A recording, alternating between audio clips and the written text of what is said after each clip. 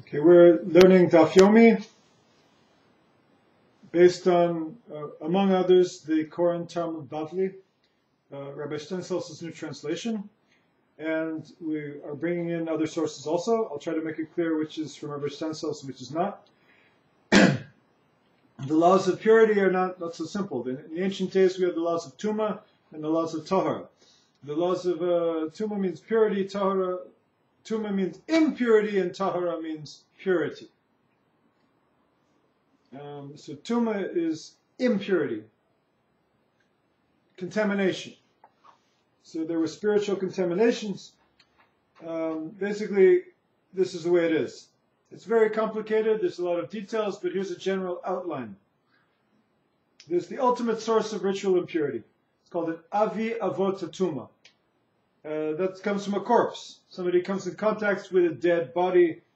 That person himself becomes impure, and he becomes an Av Tuma, a primary source of impurity.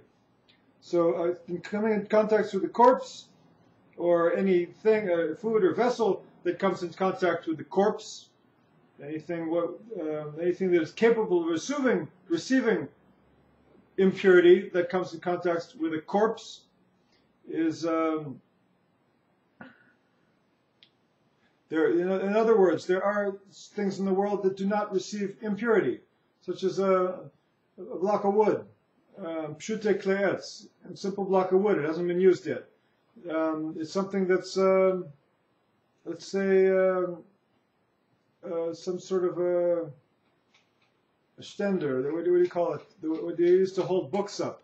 It's a few pieces of wood screwed together, and you put a book on it, and you can have the book be up like this instead of down like that. We call it a stender in Yiddish. A book holder, a lectern, I guess in English. So if you have a lectern and it's taken apart in pieces, the pieces will not receive impurity. They have to be put together. I don't know where you draw the line. Okay, in yeshiva, what my chavruta was saying, he says, I don't know the laws of Tuma and Tara well enough that if taking out one or two screws is enough to make it incapable of contracting Tuma. So the question is, how much does it have to be? You'd have to ask an expert in the laws. But basically the short story is a corpse.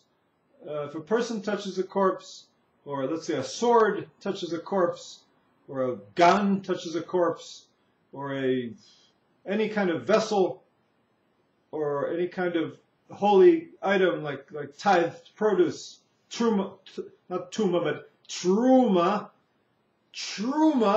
tithed produce dedicated to the priests in the temple, that also can become impure. So basically the gist of the laws of Tuma is if something's an Av Tuma and a vessel or a person comes into contact with it, or a consecrated item or foodstuff comes into contact with it, then that vessel, person, or foodstuff is also tameh,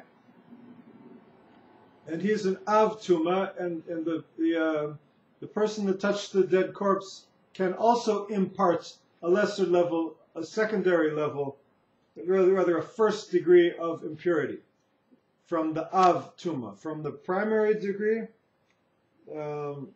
primary source creates either what you would call a first degree of impurity, or, well, in another sense, a secondary degree of ritual impurity. So, because there's the primary source, and that creates the first degree. Or you could say the primary source creates the secondary source. It's a bit semantic to get into that. But it might have certain practical ramifications that are not simply philosophically tooting one's horn and saying nothing. So the Gemara is not interested in philosophers tooting their horns and saying nothing. The Gemara is filled with philosophy. One of the greatest philosophical texts in the world is the Talmud, if it's properly understood. But it has to be understood for what it really is and what people want to see in it, or what they think it is. And I'm getting off my soapbox, back to the laws of impurity. Something that let's say a person that touched a corpse, that person becomes what? An Av Tuma. That person, anyone who came into contact with the corpse. The example of an Av Tuma is any person that came into contact with a corpse, or with a leper, or with a Zav.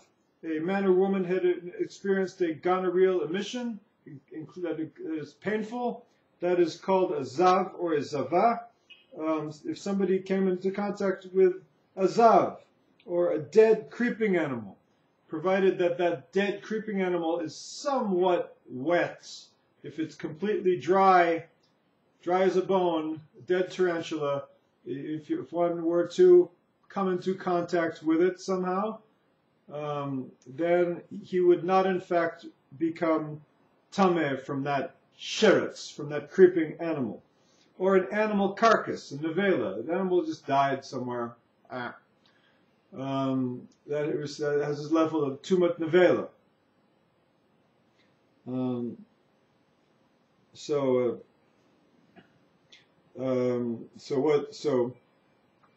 How does such an example of these 4 or 5 examples I just gave of an Av Tuma impart or transmit impurity to another thing? If an Av Tuma, any of these things mentioned, will confer first-degree ritual impurity status upon any person, food item, or vessel. An Av Tuma makes a person, vessel, or food item tameh, and then that which is, it turns that into a second degree of ritual impurity. So the Av Tuma creates a Rishon L'Tuma. The Rishon L'Tuma is like a person or a food or a vessel that comes into contact with a dead creeping animal or a Zav, or an animal carcass, etc. And he makes a Sheni L'Tuma. What's a Sheni L'Tuma? Okay, again, we're touching. It's touching the skin of a person or touching their clothing. If he touches their clothing, then the clothing becomes tameh. But that's a whole other discussion. So, second degree of ritual impurity is, for example, foods, liquids that came into contact with first degree of ritual impurity, i.e., one who immersed himself during the day. Hands, the rest of the 18 items with regard to which the decree was issued. So the Gemara is going to deal with 18 items where they weren't actually impure. However, Chazal got together and for their valid reasons, for that time, they said, and perhaps for a number of generations, but we don't know exactly, we have to find out how long the Gezerah lasted for. The easiest way is to look up the Halacha L'Maiser today with Tumah and Tara and see if it still applies. Generally, after the destruction of the temple, most of the laws of purity are not in effect. May they become again in effect soon in our days with the rebuilding of the third and final eternal temple in Jerusalem. So a second degree of ritual impurity, such as foods, liquids that came into contact with a Rishon L'Tuma, or a person who did tefillah during the day. In other words, if somebody was tameh, let's say, came into contact with a zav, or he was a zav, a man had a gonorrheal emission, what's he got to do? First of all, he's got to go to a doctor. He's got to take pills. Second thing, in terms of Jewish law, he's going to have to count 7 clean days. Meaning he's going to have to check where the emission is coming from every day for 7 days, and make sure that there's 7 days where there's no emission coming outside of his phallus. So if there's no emission coming out of the phallus for 7 days, then what? Then he goes to the mikveh. After 7 full days, let's say he doesn't have to, at the end of the 7th day, he could go to the mikveh, let's say in the morning or the afternoon, right? But the point is that he's not actually tahar until the sun goes down. So even if it was on the seventh day, he counted 7 clean days. 7 days. And on that seventh day, he said, go to the mikveh. Can't just go to any mikveh, it has to be a mayim chayim, spring water. Goes to the spring water, he immerses himself in the spring water, and there's still an hour or two before sunset, before the stars come out, rather. And once the stars come out, let's say roughly a half hour after sunset, it's really nighttime. Not the first 3 stars, but the little later, medium-sized stars come out. After that, he is officially purified, and he's no longer a zav. He's clean, and he can partake in truma, eating tithed produce, if he is a Kohen. Or if he's not a Kohen, it's his truma, he can handle it again and give it to whichever Kohen priest he wants to. So so that's called sheni l'tum, right? He is somebody who, after he went to the mikveh on the 7th day for a zav, he is a sheni l'tuma. He stops being a sheni l'tuma after tzet kochavim, roughly half an hour after sunset.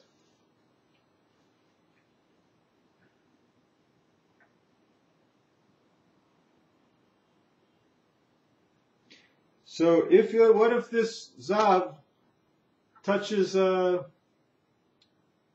vessel? He will not make a vessel impure. However, if the zav touches consecrated foods, meaning like such as tithes and or a carbon that is being brought to the temple, a cow is being led to the holy temple, and he touches it. Or it says consecrated foods, not consecrated items. If someone is bringing some sort of item to the temple as a gift, foods and liquids, the wine libations. He was bringing a gift of wine for the temple to pour on the altar. That would disqualify in the truma or tithed produce. He would disqualify it until tzeit kochavim, half hour after sunset, for a zav to come into contact with any of the items just mentioned. He would render those items pasul, disqualified. Okay. The 3rd degree of ritual impurity, and this only applies to truma and consecrated items. So let's say a sheni l'tuma touched something that is susceptible to a 3rd degree of tuma. Okay? Again, an avi avot tuma is a corpse. If a person touches a corpse, he becomes an av tuma. If the person who touches the corpse who touches the av tuma, if he touches a person, a vessel, or a food item, he makes that person, vessel, or food item rishon l'tuma, which can be looked at also as a secondary source of tuma, not a secondary degree, but a secondary source of tuma. So let's say that rishon l'tuma touches, such as a person, vessel, food that comes into contact with a dead creeping animal, or a zav, or an animal carcass. He touches a food or a liquid, then he'll disqualify, let's say it's a non-sacred food. It's food that you would eat at your house, unless of course your house is the Beit HaMikdash. But it's food that you would eat at your house, and thereby this Rishon L'Tuma would disqualify. He would turn those foods or liquids, or non-sacred food and liquids, right?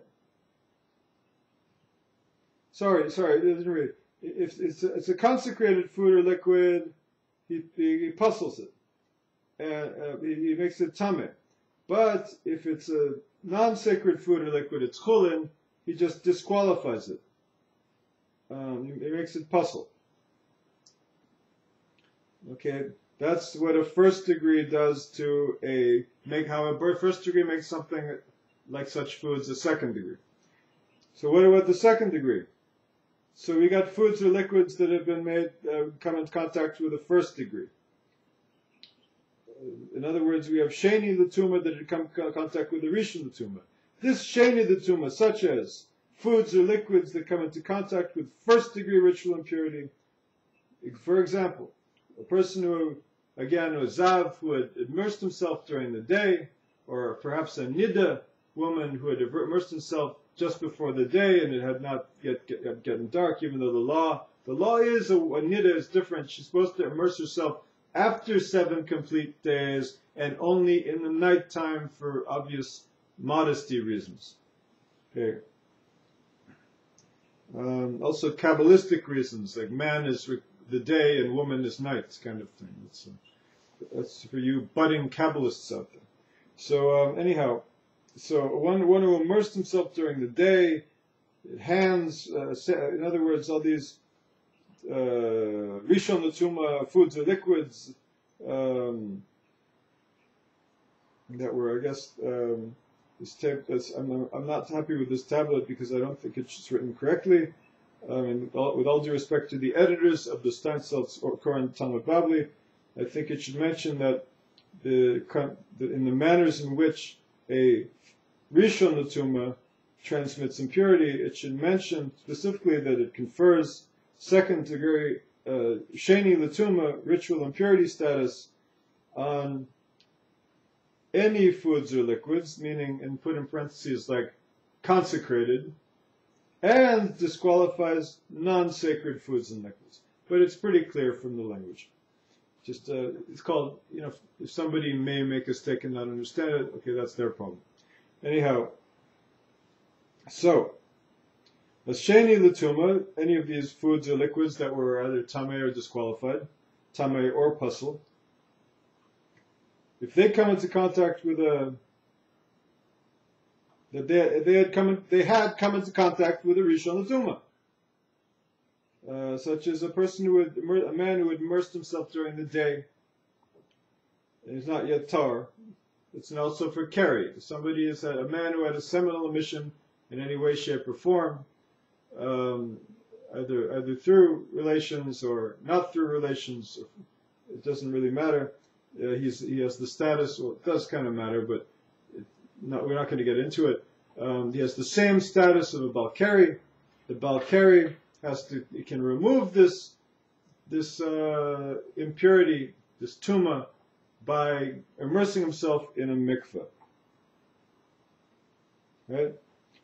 And I'm not sure if a Balkari, if he becomes pure right after he gets out of the mikveh, or if there's some idea of him waiting till the end of the day, according to the Ramah and the Shulchan Aruch, and perhaps the Ramah in the subject of what if somebody becomes a Balkari intentionally, then he is considered to be, the Shulchan Aruch advises, doesn't say, look at the language, and I think it says, instead, the language seems to be advising strongly to consider himself in nidui all day, meaning he should stay away from other people, shouldn't touch another person, keep within 4 cubits, roughly 2 meters of anybody around him. Perhaps if he's on such a level, not to go to shul that day and daven at home. So that's as kind of a punishment for his wanton entertainment of lusts. So the Torah is adjuring people to be holy. So anyhow, he is somebody who needs to go to mikveh during the day, right? And he immersed himself during the day. Okay, he is a Sheni L'Tuma. The Keri itself is a Rishon L'Tuma. The actual, how do you say in polite language, the fluids that came out of him are Tuma. The fluids that exited from down below are Tameh, and they cause him to become Tameh. Right? So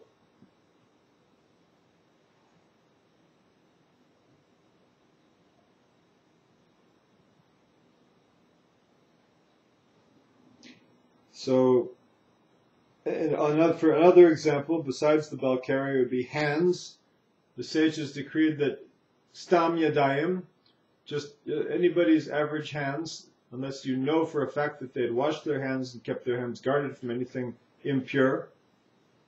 And the rest of the 18 items that are mentioned in the special decrees, which we'll go into later, with regard to which degrees were issued, will all confer third degree ritual impurity status upon consecrated foods and liquids and disqualifies truma. In other words, the sheni l'tuma doesn't make everyday ordinary food, such as in the grocery market or at home. That will not make it tameh. However, everyday ordinary food, sacred food, tithed produce, the food that's to be given to the priests, or liquids that are tithed, they are disqualified, pasul, as truma. There's a third degree of ritual impurity that only applies to truma and consecrated items, such as foods and liquids that come into contact with second degree ritual impurity. These are transmitted. In what manner are these items? Do they transmit impurity? Truma with this status is disqualified, and it disqualifies consecrated foods and liquids. And there's a fourth level. So fourth level of purity, it only applies to consecrated items, but not truma. For example, we're talking about foods and liquids that came into contact with a third degree of ritual impurity, a shlishi l'tuma. Then these items transmit impurity like this. Consecrated foods and liquids with this status are just disqualified. Okay, if it's hektish, like a carbon brought to the anything that's hektish, consecrated to the temple, tithes, gifts, sacrifices, whatever. It's they are pasul for what they're intended for. They're disqualified from being used in the temple because they came into contact with the revi'i l'tuma. Okay, now we'll look into the Gemara.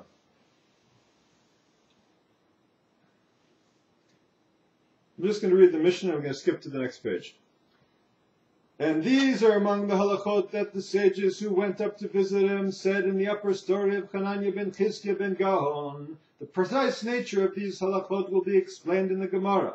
These halachot are considered one unit because they share a distinctive element. Since many sages were there, among them most of the generation's Torah scholars in Eretz Israel, they engaged in discussion of various halachot of the Torah.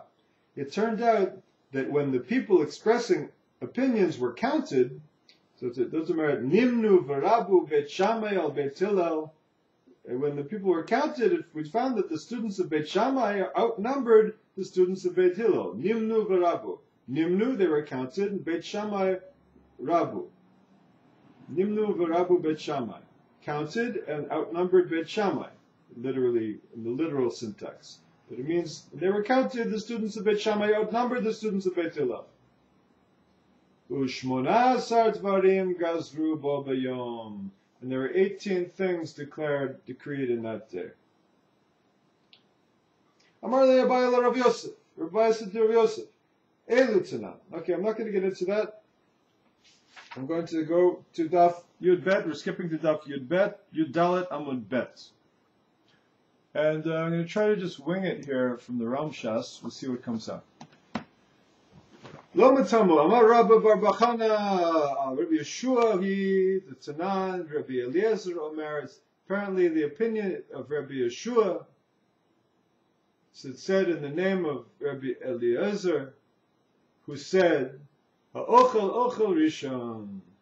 Somebody who eats a rishon becomes a rishon. Ochel v'ochel. Va'ochel ochel sheni. If somebody eats something that's a sheni l'tumah, he himself becomes a sheni l'tumah. Shlishi. A person eats a shlishi l'tumah, he himself becomes a shlishi l'tumah. Rabbi Yeshua Omer, ha'ochel ochel rishon, va'ochel sheni Shlishi Sheni Lemikdash.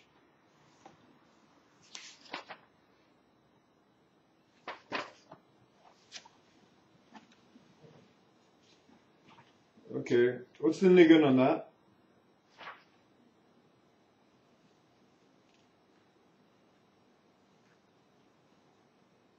Again, ha'ochel ochel rishon, va'ochel ochel sheni, va'shotei mashkin tmeim, va'bar rosho v'rubo b'mayim shuvim, v'tahor, shenaflu al rosho, v'rubo, shlosha lugin mayim shuvim, v'sefer, v'yadayim, v'tvul yom, v'ochlin, v'kelim, shenitmu'u v'mashkin. I just read what comes before, which mentions the 18 things that were decreed on that day. So we learned in the Mishnah. What disqualifies Truma? Truma. What disqualifies Truma and makes them have a level of Tuma?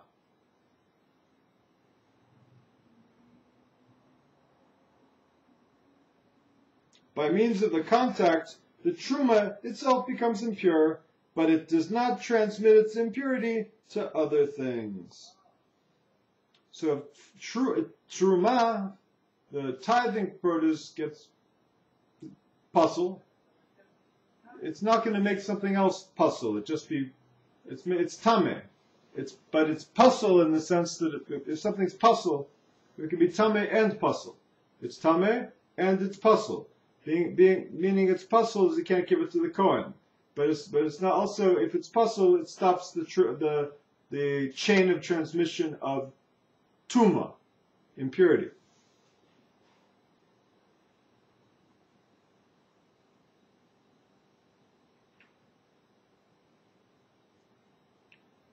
So what does it mean? The Gemara says, ha'ochel ochel rishon va'ochel ochel sheni. He who eats foods with first degree of ritual impurity status acquires, as a result of contact with primary source of ritual impurity, e.g. a creeping animal, and one who eats food with secondary degree ritual impurity status, acquired as a result of contact with item with first degree of ritual impurity status, and one who drinks impure liquids of any degree of impurity, and one whose head and most of his body come into drawn water after he immersed himself in a ritual bath to purify himself, and a ritually pure person, that 3 log. How much is a log? I think it's, according to the maximum measurement, it's 2.6 gallons, if I'm not mistaken. A gallon, like a gallon jug, one of those jerry cans that fill up at the gas station. If God forbid you run out of gas, or whatever. In the Israeli army, they carry water around in them. Those are a gallon, or 2 gallons. So if it's let's say it's 2.6, but let's say it's 2. It would be like one of those big jerry cans for the Israeli army of water, and another sixth of half of one of these jerry cans. So half of a half. You do the math. Half of a half. You do the math. I'm a poet and I didn't know it. So how many of these jerry cans would you have to pour over your head to make 3 log? Roughly 1.5, a little more, 1.28, I believe, if I'm not, my math serves me correctly, or 1.18.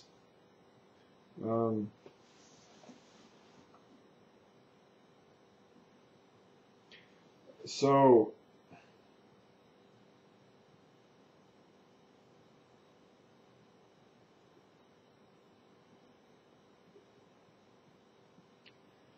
So somebody had 3 log of water drawn on him and fell on his head and most of his body. What does a Torah scroll become impure? There's a decree about the impurity of a Torah scroll, making a Torah scroll impure, a degree out of somebody being pure, even if after he went to the mikveh properly, he had 3 log of water poured over him.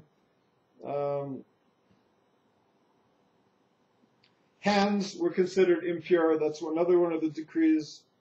Somebody who immerses himself during the day. In other words, he's like, he was impure, and he had a kind of impurity, such as the zav. There are a few others, or the keri. If he had a zav or a keri or a zava, also a female who had a gonorrhea emission, then they're in deep sh, and they need to get out of it, and they get out of it by counting clean days and going to a spring water, natural flowing spring water, and immersing themselves, of course, separately, the men, the women, and there the twain shall meet for modesty's sake. And afterwards, there's an aspect of waiting until the Tzeit Kochavim, the first 3 medium stars, not the first 3 stars, as is commonly a common misconception found on television often, is for those of you who don't watch TV, television is a box connected to the electricity that shows all kinds of interesting stories and a lot of nonsense, and it's a big waste of time, but every now and then there's a really good police show on it. So back to Tuma and Tara. Let's see. The laws of Zav and the Zavav, they are pure. This has to do with the immersed during the day. So let's say it's practical halacha. Practical halacha for today. You got these trips up to Har Bayit. Who is permitted to go up to the Temple Mount? One has to be pure. So one opinion is that any Jew who goes up to the Temple Mount, he or she goes to the mikveh, and he or she removes their leather shoes and puts on plastic shoes or no shoes at all even, and goes up to the Temple Mount, is permitted to go in the places that are permitted. There's certain, you can only go up in the Machane Shechina, the Machane Yisrael. After that, there's concentric circles. He can only go into the Machane Yisrael, roughly today adjacent to the Al-Aqsa Mosque, and northeast and west of it. There's steps up to the north. If he goes up the steps, he's entering into dangerous territory. That's something, because up there somewhere, we don't know exactly where, is going to start a certain jurisdiction up there where a Jew is forbidden to go, except for a Levite and a Kohen serving in the temple can go past that. And then, if you go up the steps and you go into the Dome of the Rock itself, now the cat is out of the bag. A person who does that is culpable of the death penalty by the hand of heaven. The hand of heaven will, at some point, take him out of the world, who knows when.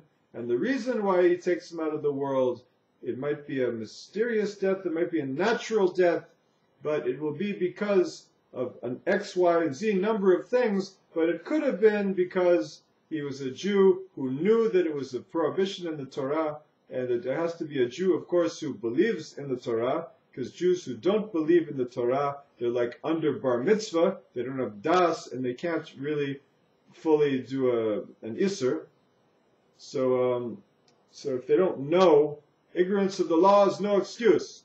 That is not according to Jewish law. If somebody is ignorant of the law and truly ignorant of the law, they usually get a second chance. They get taught the law, and so if you have a person who doesn't know, and then you have 2 kosher witnesses, they'd have to do hatra'ah. In other words, they have to warn the person he's doing the prohibition. If they don't warn the person he's doing the prohibition, it may be that he is exempt from any kind of punishment for doing the violation. However, if he is duly warned, do you know that it's Shabbat today, and do you know that you don't go down into the subway on Shabbos? Okay, that's, again, if he's not technically lighting fire, but he's supporting it and handling money is not something requiring the death penalty. But violation of the Shabbat on the books needs hatra'ah from two kosher witnesses. They have to tell him, do you know it's Shabbos, first of all? He has to know that it's Shabbat to break Shabbos. Second, you have to warn the person by that at least one person could do each of those, or the same person, and he says, fair, I know the law. Whatever you say, okay, that's the law. He accepts the law. He says, fair, I know the law, I don't care. Okay, if he doesn't care, if he's somebody, you can't really blame him, because if he doesn't know, he doesn't know. He doesn't have das, he can't really do the sin. But let's say he didn't do das, let's say he went to yeshiva, he really, whatever. He just doesn't care. He doesn't really care anymore. You tell him no, and unless he's going to the hospital, he has some reason to suspend the laws of Shabbos,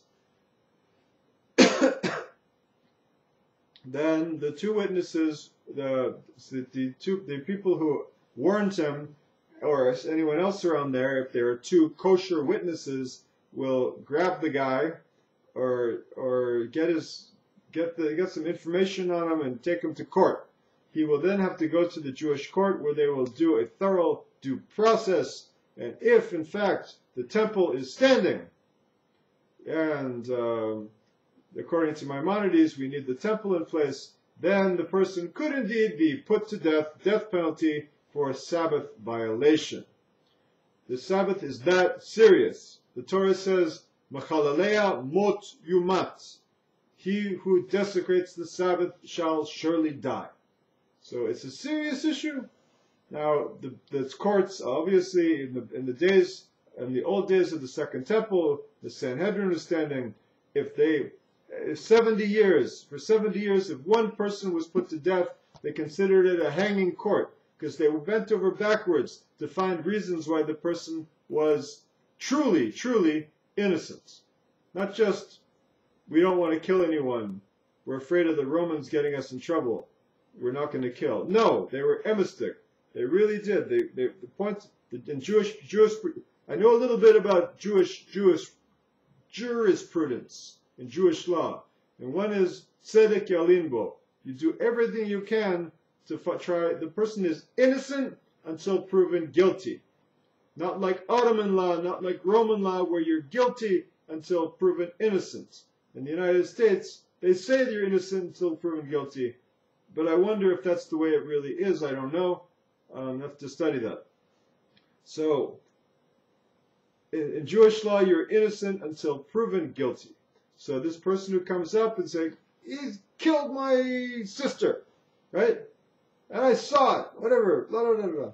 So they're not going to, okay, it's a serious case. They're going to, maybe they'll have to imprison the man through the procedure of the court procedure. But they're going to do everything they can in the traditional Jewish courts.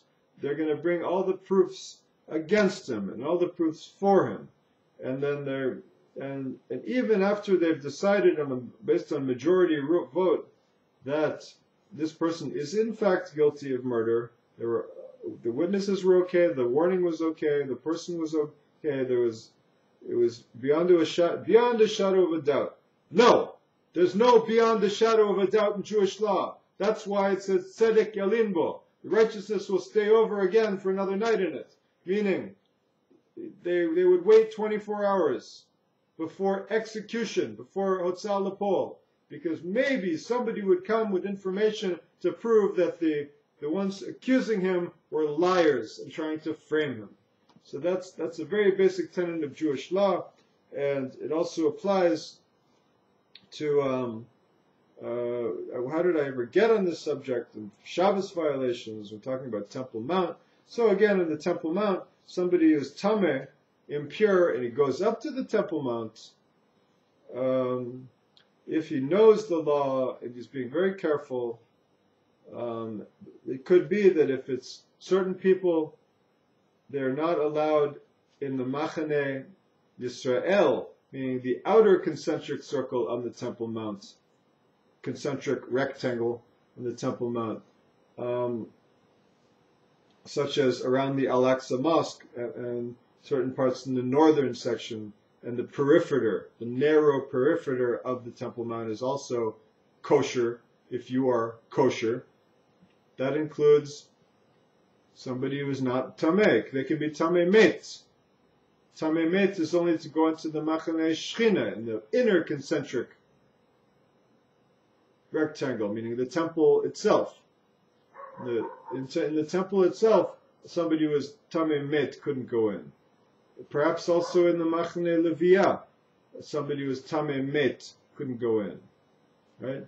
The middle of the concentric rectangle is called machane leviyah, the encampment of the Levites. It's all based on the Bible with the tabernacle.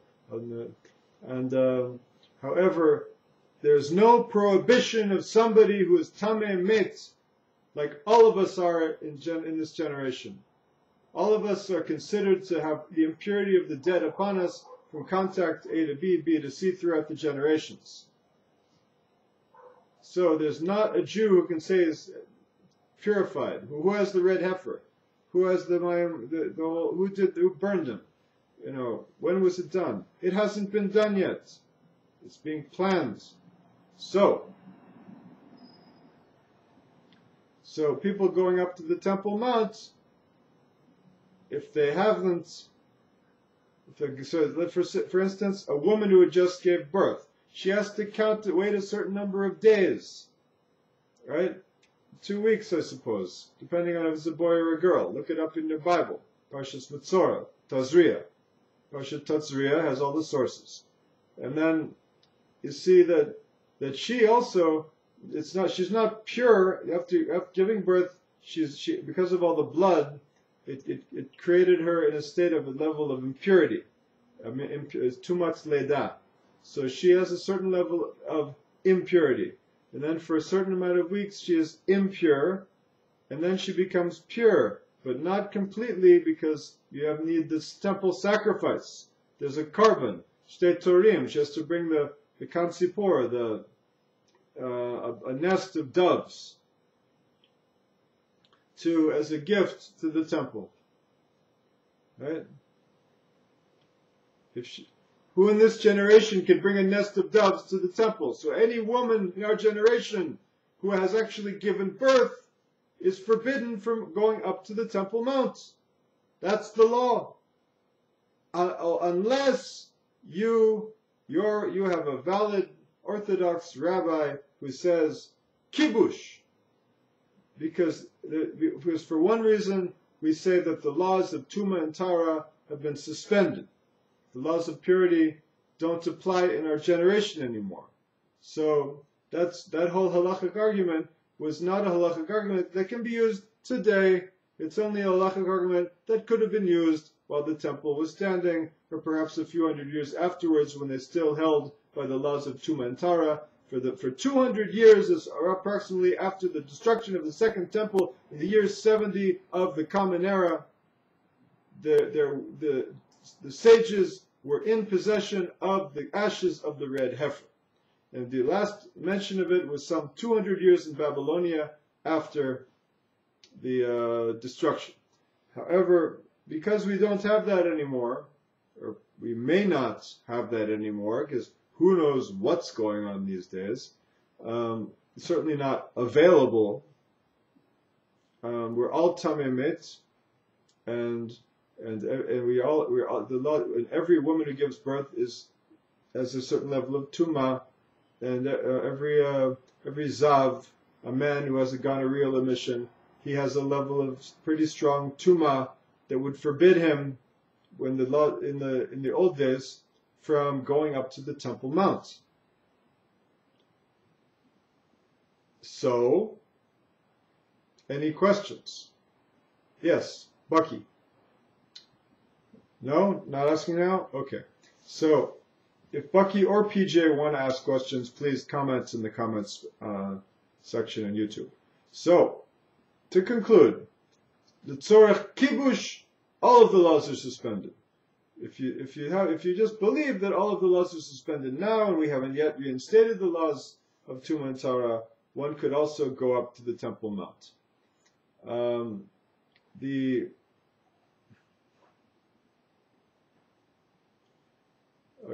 other opinion is no, we have to do it according to halacha, and there are only certain people that can go up to the Temple Mount, and other people anyone who needed to complete their purity by bringing a sacrifice, in other words, will never be 100% pure and not allowed to be going up to certain areas of the Temple Mount, if not the entire Temple Mount. Because also another thing is, we don't know what these areas are exactly. They're moving a little bit. Moving here, moving there. We know roughly, and there are great rabbis who are experts in both archaeology and the Jewish law who have valid halachic theories. If you go up, you can go up with Rav Ariel, you can go up with Chaim Richman, you can go up with Dov Stein and Hillel Weiss. They know where to go and how to conduct themselves. However, Moshe Feiglin also go up to the Temple Mount. However, a Baal Nefesh is a hair. A Baal Nefesh, when he was very careful about his himself, he would refrain, because in the immortal words of Rabbi Chaim Bravender Shlita, going up these trips that go up to the Temple Mount are wonderful, they're great. However, they're not the main point necessarily. With most Jews in the world not knowing the importance of Israel, and most Jews in Israel not knowing the importance of Jerusalem, and perhaps many, if not most, of the Jews living in Jerusalem don't really know what the Temple Mount and the Holy Temple is all about, then the first thing is education.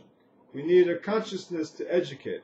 In the Old City, they have a whole kollel dedicated to the study of Kodshim. It's a wonderful thing. However, we don't want to put the cart before the horse. Yes, if the Tzorach Kibush, it's a wonderful thing to go up and keep your mouth closed and be taken to jail if you do the mitzvah of lying down on the ground, prostrated before God, prostrating oneself on the ground with hands and outspread spread out, which is a mitzvah on the Temple Mount that can be done today. If one does that, the police pick them up and they take them to jail for a while, and then they send them home, and they say, you can't come here for another year, or for as long as we decide, kind of thing. If someone's a good boy and he's quiet, and doesn't open his mouth, and he only prays in his heart, just looks around, then he will not have any problem with the police, I assume. And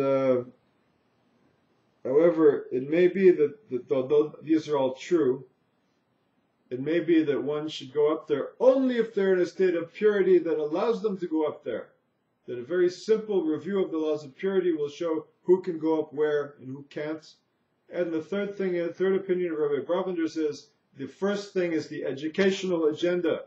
We need to be educated as to the meaning of Jerusalem, the meaning of the Temple Mount, before we can allow ourselves to actually go there. And once we're all educated and know about it, we're going to build it.